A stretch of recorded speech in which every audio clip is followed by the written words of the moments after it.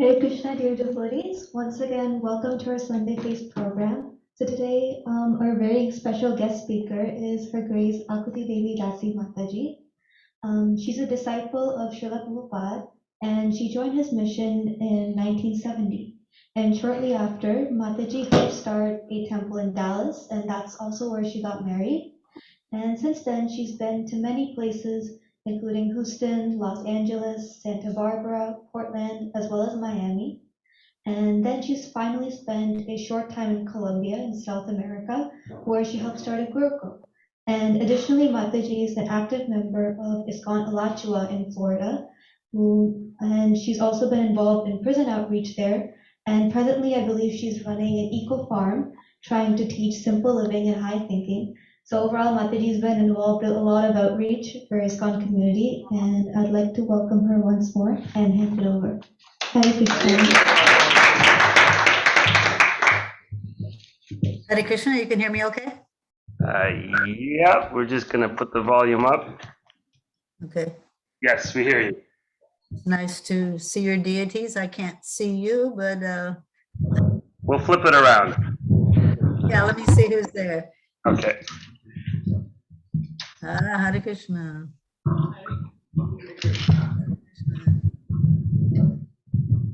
Nice that you are able to have people in your temple again, huh? Yes, for sure. Yeah, we're experiencing almost back to normal in Alachua. It's really nice to see everybody, and thank you for the opportunity to let me say a little something, hopefully a little enlivening. Let me offer my respectful obeisances to Srila Prabhupada, Namo Vishnu Padaya, Krishna Staya Bhutaleshi, Mati Bhaktivedanta Swami Iti Namni. Namaste Saraswati Devi Gauravani Vicharani Rishesha Srinivadi Vishachadarani. All glories to the humble devotees. We've been reading in the Bhagavatam about King Parikshit and about the importance of the time of death and of how we can leave this material world. And I was actually reflecting on my experience when I was preaching in the prison, actually the jail here. And I came up with some reflections on that. I don't do it anymore, but it was quite an experience. But it made me think of our mistake way back when, time immemorial, when we somehow or other misused our independence, and we decided that instead of serving the Lord, maybe I should be served. Maybe I should be the enjoyer. And so we made that big mistake. And many people do make mistakes, and they pay for it ultimately. But Krishna was with our good, a good soul. He decided, well, maybe you should have a little bit of change of heart. So he actually made the material world. He constructed it for renegades like ourselves. And then we dropped down into the ocean of birth and death. And very soon we discovered that that this is a big letdown, according to what I was thinking I was going to enjoy. Immediately, there's all kinds of disappointments left and right. We look around and we see that I've been hit really hard with, as we've been hearing lately, sanctions, different sanctions, different limitations on what I can do and what I can't do. And this was not what our plan was. Our plan actually was foiled. And so then many of us think that, well, it's getting kind of bad here. Maybe I should try to escape. And so the scripture says it's true, from the very lowest planet to the very highest planet. These are just places of misery. They're made that way, just like prisons are made to make you a little, tighten you up a little bit and make you pinch you a little so you straighten up. And so we see that we're stuck here and we're in this prison house. So this is not what the plans were, but there still is that promise in the United States. I think it's a Constitution or Declaration of Declaration of Independence that says that you have the right, you have the freedom to pursue happiness. That means everyone has a chance, just like we had planned, to get that happiness, however you want it. You can pursue, and you can pursue that happiness to your heart's discontent. Not content, discontent, because we never find it here in the material world because it's too full of miseries. So when I was young, there was a movie, maybe you all saw it. It was called The Great Escape. Steve McQueen and I forget who else was in it, but I just remember it was like really exciting. I think they were Alcatraz or something like that, trying to escape. And not everyone did, and it didn't always turn out happy. And that's what happens when many people, they try to escape. And when I worked in the jail, actually, I should be corrected. They don't call it jail anymore. They call it a correctional institution, because this is what they're trying to do. They're trying to change the mentality of the living entity to clean up their act, to become more pure, become a decent citizen.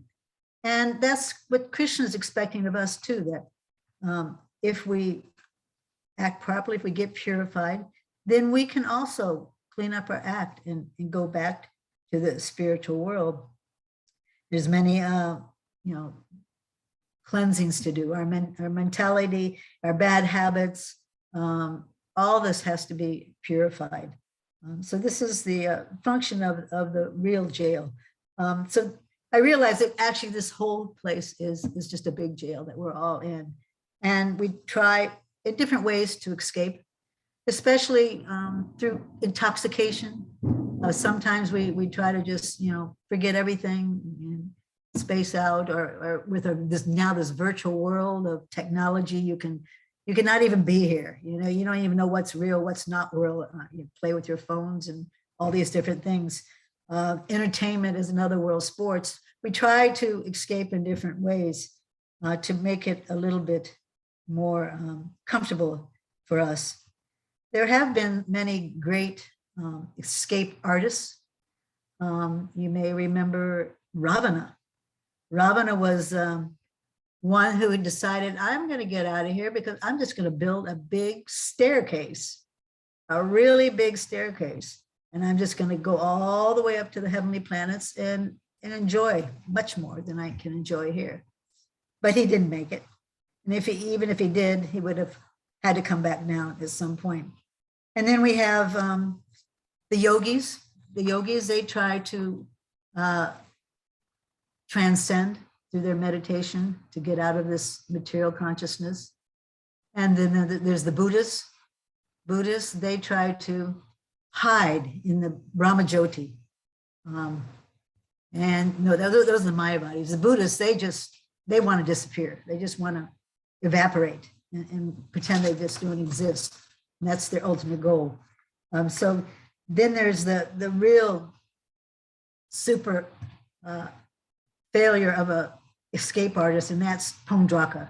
Pondraka, he dressed himself up to actually be God, to be the supreme enjoyer, to look just like Krishna. And he was immediately eradicated.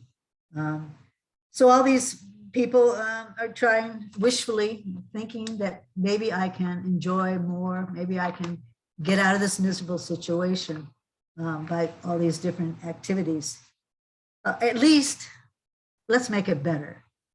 So that is what happens to many of the conditioned souls. Is how can I make it just a little bit better? Right now it's just about the end of spring. We have spring. We have winter for 2 months, and we have spring for 2 weeks, and then we have summer for the rest of the year. I don't know if you all have spring yet or not, but our grasses are green like crazy right now. And I'm in charge of an eco farm, and the cows. The other day they escaped. Every once in a while they escape because they know this pasture over here is greener, it's better. So they rattle shake the gates and they escape. And then they all run to this other place. And it's always an exciting trip where their tails go up in the air and they have a fun, escaping. And then they go over there and then they have this nice green grass and still they're not satisfied. They stick their head out of the fences as far as they can just to get a little teeny piece near the road. And meanwhile, their horns are getting all caught in the lines and everything. And so similarly, we stick ourselves out, we work harder, we try to get that little bit of greener grass, that little bit of greener grass to be happier. And we get entangled too. We get totally entangled in the complexities of this material world. And so now we have escape artists like our billionaires who are competing to go to another planet. This one's not good enough. Now let me spend all my money, we'll make some Sputniks and go travel to wherever, Mercury or whatever. So now there's a big race to go somewhere else there, but they're not going to escape. They still are going to be in the material world. They're still going to suffer their karma and all the impact of just being in these material bodies. So when I was in the jail, I noticed that each person wore a different color. The inmates had different colors. And I noticed some of them were wearing red, a really bright red color. And I said, you know, how come? And they said, those are actually the dangerous criminals. They're actually, they usually have their hands tied and they're not allowed to ever be alone. They have to always be someone next to them. And so this is like the conditioned soul that is in ignorance, that is angry, is fighting, retaliating against this material energy, can't deal with it. And I noticed that some of them had a cone around their head. Have you ever seen a dog when they go to the vet and they have some disease on their body and they don't want them to scratch it or lick it? So they put this cone around their neck. Well, these inmates, especially in the red clothes, they had these big cones. And I said, what is that? And they said, that's because they spit at the officers. And so you can see that this anger is so bad that it's come to that animalistic level. And then the women and men, they have, the women wore orange and men wore blue. And this is like the mode of passion. They are forced within the confine to take especially different courses to help them become corrected again, and especially anger management. In the Bhagavad Gita, it says that when one is contemplating sense activities, which we all are because we have a big ball of senses, and then you become attached, and then from attachment, you get angry if you can't have it. And then from anger, bewilderment. So anger management is specifically required. And this is a problem for most people, that they're hankering and they're lamenting constantly. And when they don't get it, we become very angry. And then there were some people, very few of them, they were dressed in white, and they were actually on their own. They could walk around and they could fold laundry, or they could clean the bathrooms, they could do some responsible things, and they were trusted. So this is like those conditioned souls that are in the mode of goodness. They're given a chance to become responsible and to just clean up their act. And then they're trying to control their senses, trying to make a little advancement. And then there's one section where I would go sometimes, and I would go to the suicide ward, where mostly times they were just sleeping. So this is like after anger, then there's there's just the bewilderment, total bewilderment. They don't know what to do with this material energy. So they just sleep, which is another type of intoxication for them.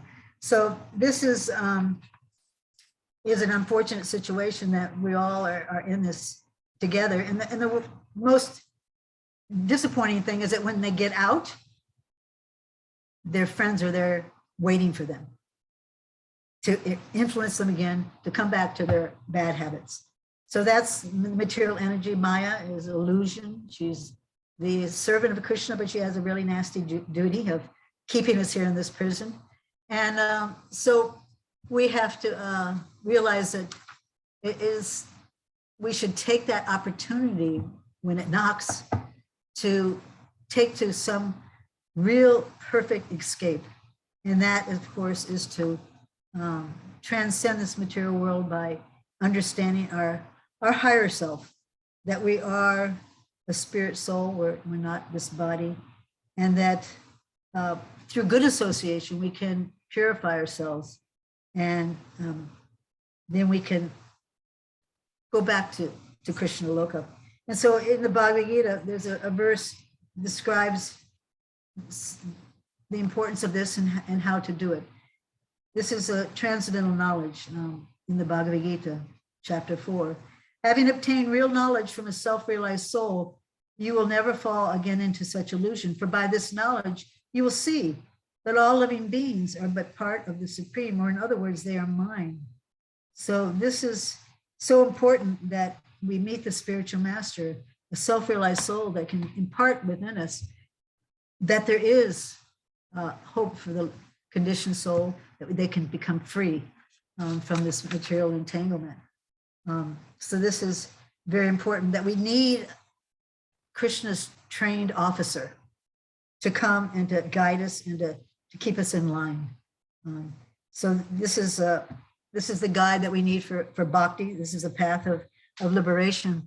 And so the spiritual master, he can actually has the ability to get us out on parole and to give us an opportunity to prove ourselves through devotional service, that I'm willing to change my consciousness.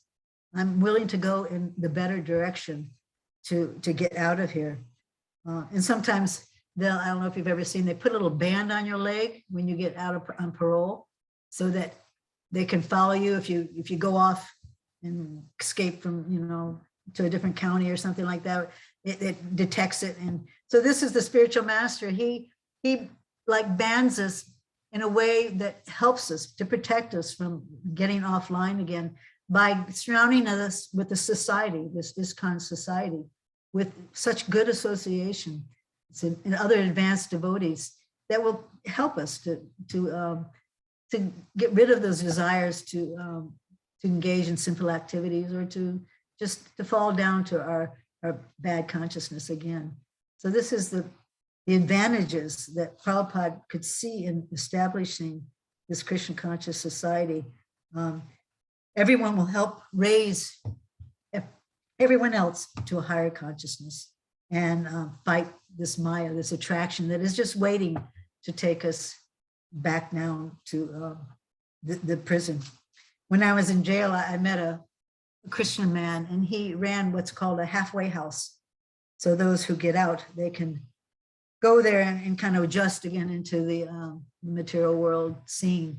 And he was telling me that it was a pretty good program, that they would actually have to go to prayer in the morning, and then they would have a job and come back and do more prayer. And so that's what our temples are like on a bigger scale, that we learn how to have sadhana, or spiritual activities, to give us that strength, and to begin to control our senses and to engage them in gradually in dovetailing our desires for Krishna. So it's a gradual process. So this is like a halfway house, learning how to, I like to do this. Now you can do it for Krishna within reason. And gradually, as we get purified, then we realize that I just want to do it for Krishna. I don't care about the return. Or even on a higher level, Krishna, what do you want me to do for you? And then, of course, on the highest level is completely unconditional, loving service. So this takes some time, but it allows us to become qualified again to reach Krishna's abode. And so there's, in the middle of the Bhagavad Gita, in confidential knowledge, there's a few verses I'd like to go over that explain how this works. And describes, he quickly becomes righteous and attains lasting peace, O son of Kunti.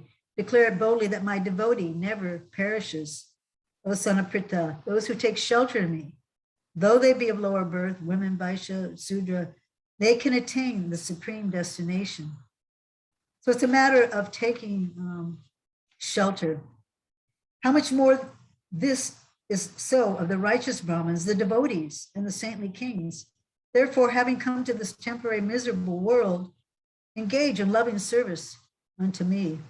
And Prabhupada explains, take to my devotional service and come quickly back to Godhead, back home. No one should remain in this temporary world full of its miseries. Everyone should attach himself to the bosom of the Supreme Personality of Godhead so that he can be eternally happy. The devotional service of the Supreme Lord is the only process by which all problems of all classes of men can be solved. Everyone should therefore take to Krishna consciousness and make his life perfect. So this is such an important message that if we want to escape, this is really the only method to do that, is to change that consciousness. And of course, we need the help of the spiritual master, because none of us really actually belong here. None of us. We don't, this is a foreign place. We should be embarrassed that we're here in this prison house. And we've wasted so much time. How many lifetimes? I asked one time how much it costs to maintain one inmate in jail daily. And then this was 10 years ago, or far longer than that. It was $60 a day for every inmate in just jail, what less prison. So very expensive program, and very expensive for us. 8,400,000 births we've been through. We're wasting so much time, so much energy, pursuing all this happiness that doesn't really exist in the material world. It's really an embarrassing situation. So we have to now, in human form of life, utilize our noggin, our spirit, our head, our intelligence to understand, wake up to how to make a perfect escape from this. Of course, Lord Chaitanya has made the escape process so easy. All we have to do is adopt this hearing and chanting like we're doing right now. We've all chosen to come to the temple today because we see it as an opening to get out of this misery. And it's a joyful process. I was once at a big festival at our temple, and there were thousands of people there. And I invited one guest, a student from a college, to come. And I said, what do you think of it? And she's standing right in front of the altar. And I said, what do you think of this? And she goes, the most impressive thing is that everyone that's here wants to be here. They actually want to be here. Because I know I had to go to church when I was a kid. I didn't want to be there. I would rather go swimming on Sunday morning. But I said, I'm really impressed that it's such a nice process that everyone can take part, and everyone's feeling that embrace of Krishna. I don't think any of us haven't felt it over the years of being in direct contact with Krishna, seeing the deity, or doing direct service, or just all singing and chanting together. It's a type of therapy. I was working in the garden yesterday, and a gentleman came up and he said, I'm going to work with you soon. I said, well, what? You're going to help me? He goes, yes, I've just moved here. And he says, this is the best therapy, working in the earth and working in the garden. And I was thinking, we all do need some therapy, but on the big scale, therapy is really necessary to mend ourselves from all the suffering of the material world. We've all experienced it. And we all, either mentally or physically or monetarily or whatever, therapy really helps when you've been, attacked by it. And so we see that Lord Chaitanya brought this therapy that is revolutionary. It's a simple process where you just move your tongue, you move your feet around, and you sing and you dance, and it really works. It mends our heart. It's a medicine that is very swallowable, and it's a shelter we can always go to. I know whenever, as devotees, we have our problems too. We have our anxieties, but we can always take shelter of the Holy. Что? Завтрак какой им готовить? Hare Krishna. And so this is something that we should take advantage of. Is this therapy every day, daily, taking it, chanting 16 rounds and associating with devotees. And very shortly, we can revive that loving service and see Krishna as our as our father, as our mother, as our friend, and embrace him and go back to him. Recently, this is actually real freedom, is to actually serve to our heart's content. When you actually serve, and you can serve any way you want, and it's such a pleasure to the heart. This is the real freedom that we're looking for. I don't know about you all, but I've been watching this war of Ukraine and Russia, and it's really amazing how they're fighting and killing for freedom.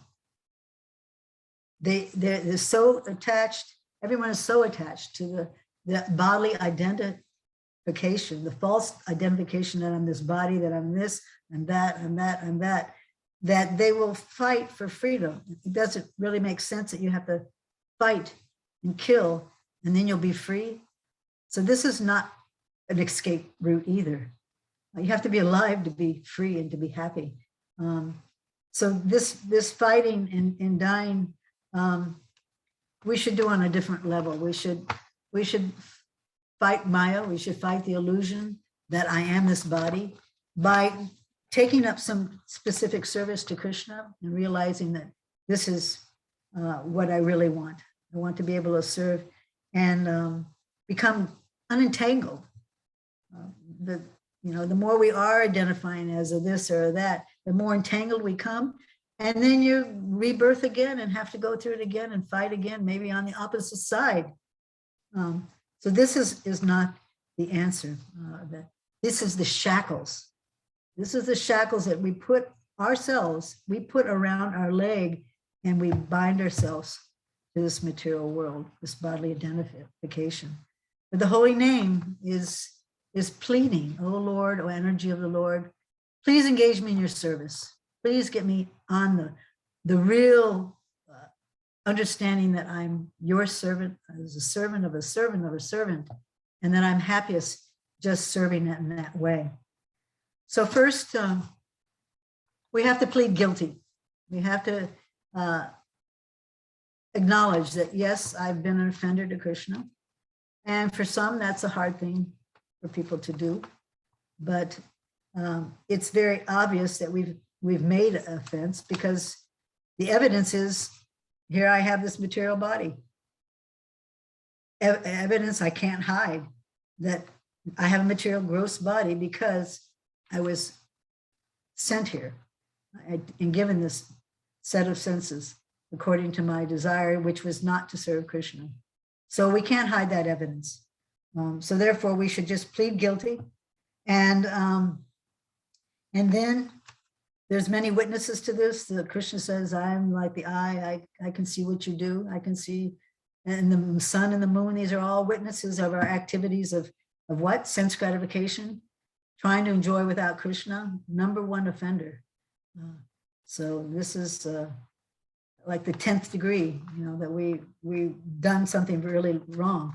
And so the judge of Yamaraj, the superintendent of death, he will analyze, and he'll see that, oh, this person has this karma, good or bad, and this kind of consciousness at the time of death, and he's still got all these desires. Oh my gosh. Well, I guess I have to send you to another birth. And we go back, and again, we're thrown back. And what happens is that the record is on file. Whatever we've done is there, and it doesn't go away. So we have to burn it off lifetime after lifetime. So, but because we have the best lawyer, we have Srila Prabhupada, Krishna, the Guru, he can plead our case and say, look, this person trying to make good. The evidence is, look, he's been chanting 16 rounds a day. I see. He's been initiated. He's promised with everything that he's going to follow these principles, that he's going to follow Krishna's instructions flawlessly and with his mind, body, and word. And that look at one more big super evidence that should at least get him so he doesn't have to take another animal birth. He's taken prasadam. So anyone who takes prasadam, at least they don't have to come back in a lower species of life. So this evidence we should spread around to give the mercy to everybody. So this is the request of the spiritual master on our behalf. And we should see that it's so important that Krishna, he's the final, of course, the final judgment on everything. And so twice in the Bhagavad Gita, he makes this declaration. He promises this. He says, engage your mind always in thinking of me, become my devotee, offer obeisances to me and worship me, being completely absorbed in me. Surely you will come to me. So he's making that promise that this is your route of escape.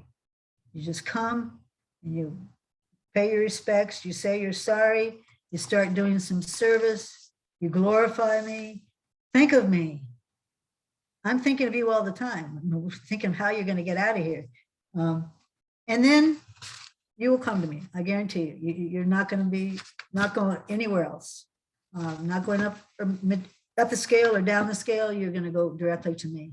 So this is an important promise that we have to accept, and we have to keep our end of the deal.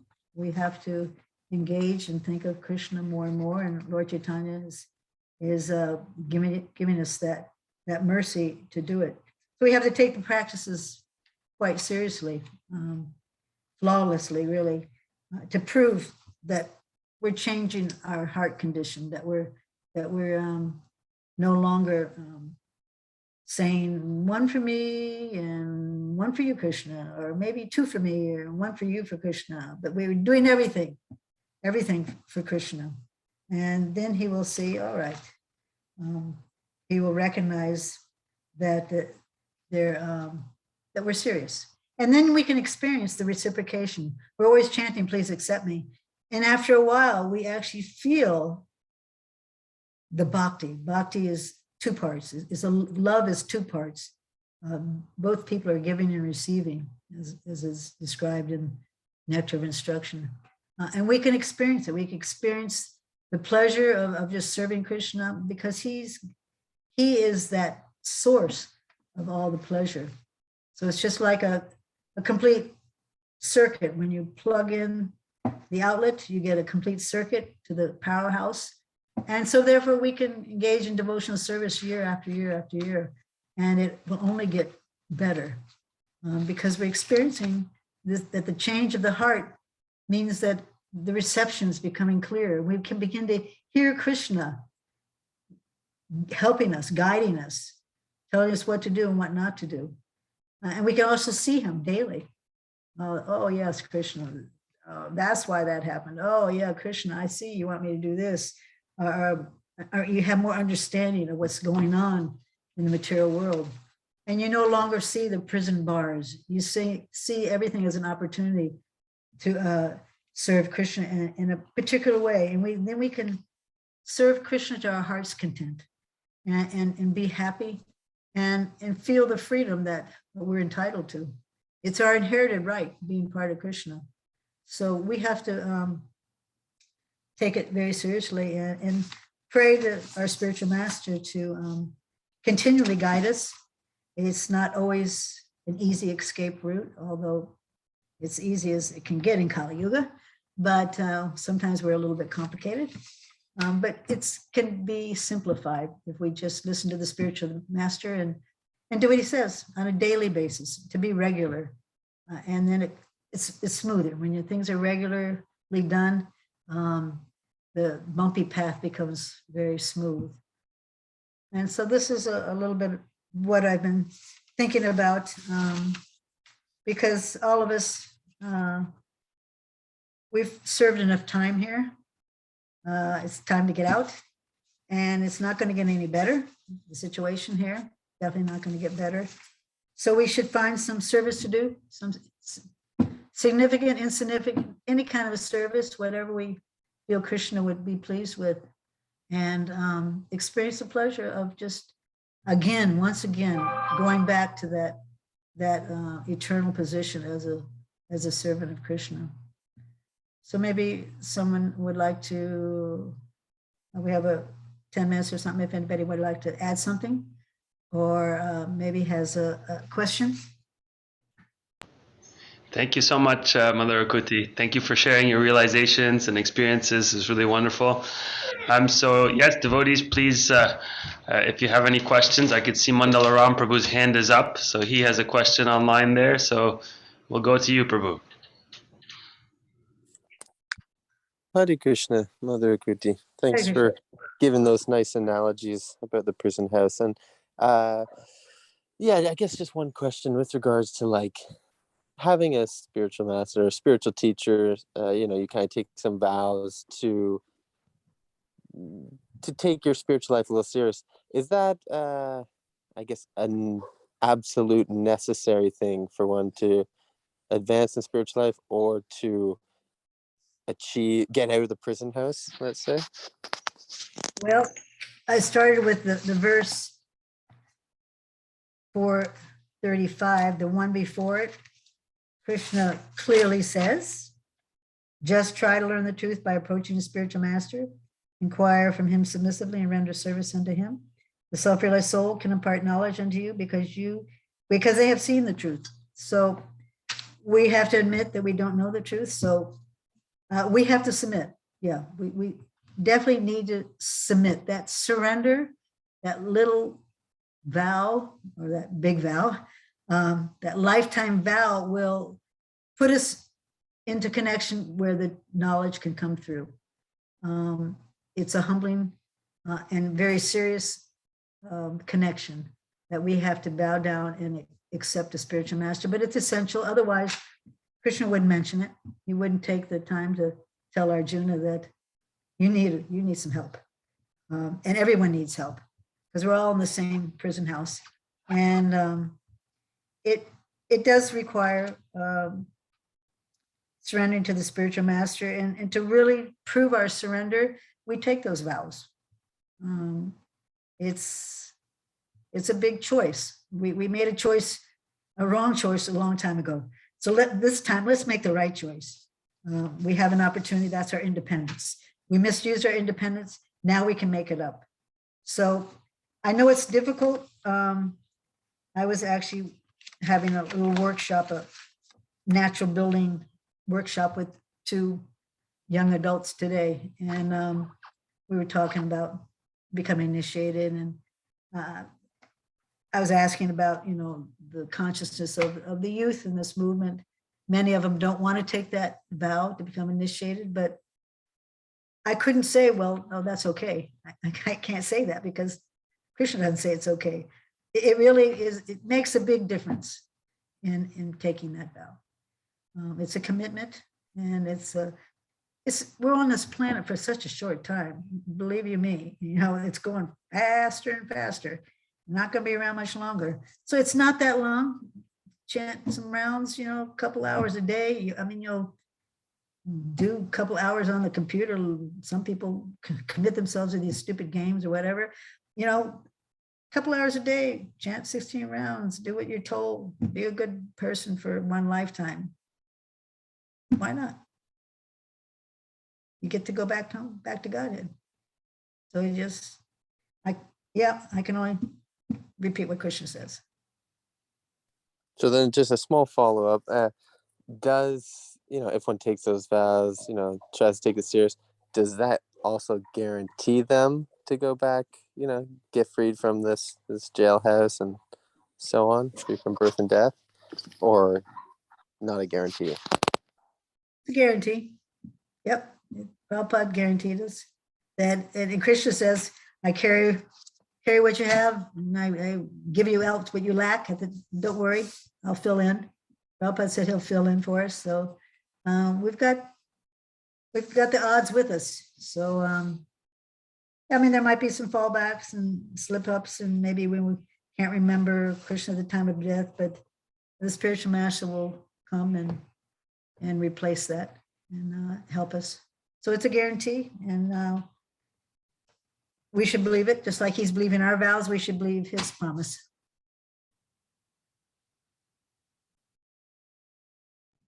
Anybody else? Thank you very much. Wow, that's wonderful. So I'm just going to see if there's any other devotees perhaps in the temple. Does anybody have a question for Mother Akuti? We have a question in the back here. All Krishna Prabhuji. Can you bring that? From Donald. My name's Donald. I'm looking at the plant on the right-hand side near the altar, and I'm just wondering if it's Tulsi or not, because that's one of the reasons I'm here. It's a Tulsi, yes. It is Tulsi. Yes. Okay, thanks. Thank you. Any other questions? I would recommend that if anyone has a chance to ever do a jail program, it's really nice. I would go around with a book table, a little book cart, and I only did to the women. I would go by and ask them if they like a book and give them books, and then I would find out names who would like to come to a little program, and they would be called out, and I'd bring my harmonium, we'd chant, and actually some of them, one lady, she wanted to read the Bhagavatam, so it's called what's called lockdown. It's not the kind of lockdown we've been through, but it's a lockdown, and you're by yourself. She didn't want to associate with the other people. She just wanted to read the Bhagavatam, so something that put her in lockdown so she could just read the Bhagavatam, and I'd go by and give her another canto every week. Now she's a nice devotee. So yeah, it's a nice program. Hare Krishna. Yes. Hare Krishna. There is one question. The surrender, when you say we have to surrender, how the surrender will be complete, how the surrender will be pure and without any attachment, how the surrender should be. You said surrender is without attachment? That's right. That's one qualification. It means being submissive. We all have someone above us. I don't think, of course, we have Krishna above us, but even in our daily lives, even the temple president, the GBC, they have someone above them. So it's a good practice to become submissive, and that's one of the first qualities of surrender, is to listen, just like Krishna says in Bhagavad Gita to Arjuna. Okay, now I'm ready. Arjuna says, I'm ready to listen to you now. Okay, tell me. So submissively hearing to your superiors, that's one means of surrender on one level. Of course, surrender to the spiritual master, that's higher level. And then that will help you surrender to Krishna fully. But I know that living in an ashram or living in a situation where you did have a lot of people over you, that really helped you to get practice and surrender. So if you get opportunities to become a servant of a higher authority, it really does help. It really, that opportunity gives you practice on how to surrender. So that when we have an opportunity, we'll take it, and it will make that much more advancement. Every single time you surrender, and of course on the front lines preaching, that's like, do or die. It makes you surrender to Krishna, makes you think of Krishna. And starting temples, that's a way to learn surrender, having to do everything and to bring in people. We have opportunities every minute to surrender. Don't close your eyes, be like a rabbit, put his head in the hole or whatever, cover his eyes like this. No, I don't want to surrender. You should be looking for opportunities to surrender. And it's healthy. And do it in a joyful mood. Oh, golly, I got to do this service. I guess I'll do it. That's not surrender. That's not surrender. But Jai Prabhu, yeah, sure, I'd be glad to. So this is constant practice we have in being a devotee in devotional service and in ISKCON movement. Hare Krishna. A reflection from here in the temple. Thank you very, very much for very nicely explaining this, the illustration using the prison house as a metaphor, and see how we are all caught up in this and what all things we have to endure while being in this material world. But one good thing about material world, we have, although it's a prison, we do have within the prison a shelter where we can go to. So that is, ISKCON temples. Srila Prabhupada established wonderful centers where we can come together and have a very nice association and the presence of the deities, and presence of Srila Prabhupada. And thank you again for reiterating or giving assurance again and again, because we all need that. But the mind is always doubtful. We may hear that, but later on we may think that, well, here you got to really work. So the problem is our faith is not complete. So we need to have a complete faith, and it requires devotee association.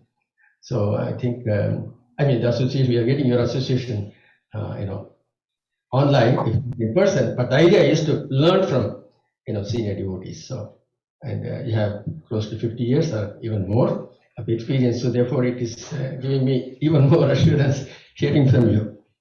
Thank you very much for being with us. In our temple, we used to have a sign that someone crocheted on something, and it said, it was a verse from, I don't know where, somewhere in the Bhagavatam, it said, the safest place is kirtan.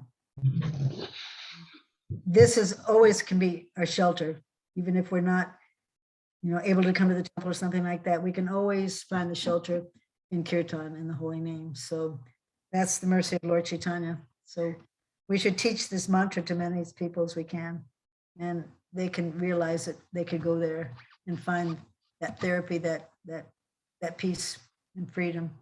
It's in the holy name. Thank you, Mother Akuti. That's actually our next item on the program is going to be some kirtan afterwards. Great. It was All very, right. Thank you very much. I just wanted to again say how nice it was for us to be able to see you, and we miss you, actually, your physical presence, and we're hoping. I know you've been saying that in Florida you've got just like 2 weeks of spring and then a little bit of winter. We have a lot of winter. If you come here, you could. Maybe I'll catch some spring. You'll still. When did your spring start? Well, spring is we're in spring right now. So You are. Okay. we actually, with my father, we started plowing the field yesterday. So we're getting ready for seeds as well too. Here, it's getting a little bit warmer, but we hope you can come visit us. I just got my cotton and peanut seeds. I'll be planting them tomorrow. Wow. We're already harvesting our cucumber, and the flowers are blooming. I had a eco festival last weekend, and 500 people came. Wow. It was really wonderful. We taught paper making and oil making, incense making, cob workshop. We had so many things going on. It was really nice. So maybe you can have something like that at your new farm. I'll come this year. Oh, that's wonderful. We're looking forward to it. So we will get in touch. Thank you so much. Hare Krishna. Hare Krishna. Srila Prabhupada ki jai. Shri Gaur Nitai ki jai. Thank you, dear devotees, for participation, your questions. And so now we will continue with kirtan, and then prasadam will be served afterwards. So we'll just get ready and we can get up, move around also.